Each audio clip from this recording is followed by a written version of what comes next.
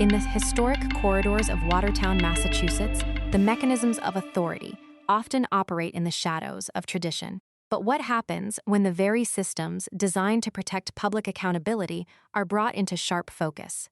Red Oak Media Books presents the podcast serialization of Watertown, Under Color of Law.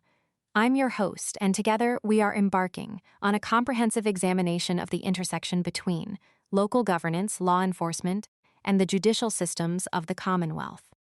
Drawing on years of meticulous archival research, this investigative narrative explores the undercolor of law doctrine through the lens of a specific New England community.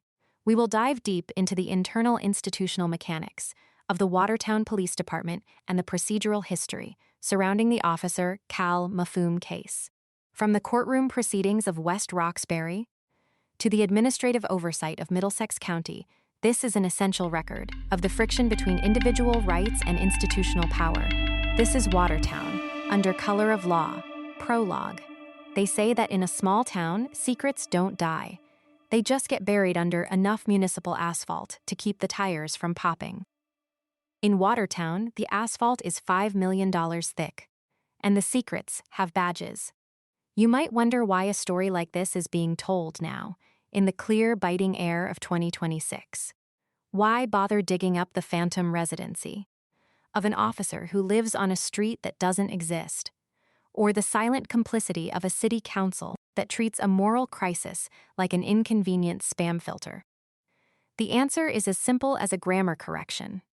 There is a specific kind of person who cannot look at a glaring mistake and walk away. It's the same impulse that makes a teacher reach for a red pen when they see a Y-O-U-R, where a Y-O-U''RE should be. It isn't about being mean. It's about the fact that the truth, much like the Massachusetts general laws, isn't a safe space for public officials to hide their lack of candor. When the Watertown Police Department decided to hire a gold standard officer who had already been fired by the state police for lying, they didn't just make a bad hire.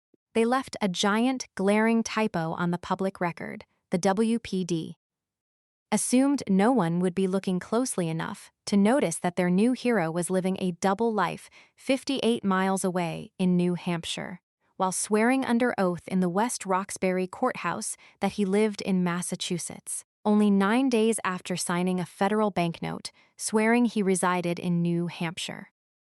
They were wrong. Someone did notice.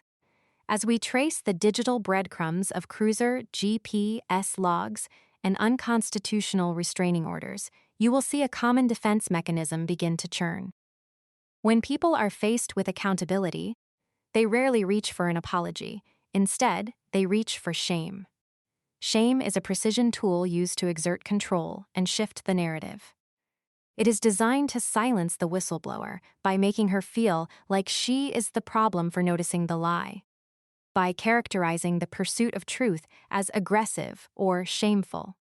Those in power attempt to put the messenger on the defensive, hoping the focus shifts away from the facts of the case and onto her character.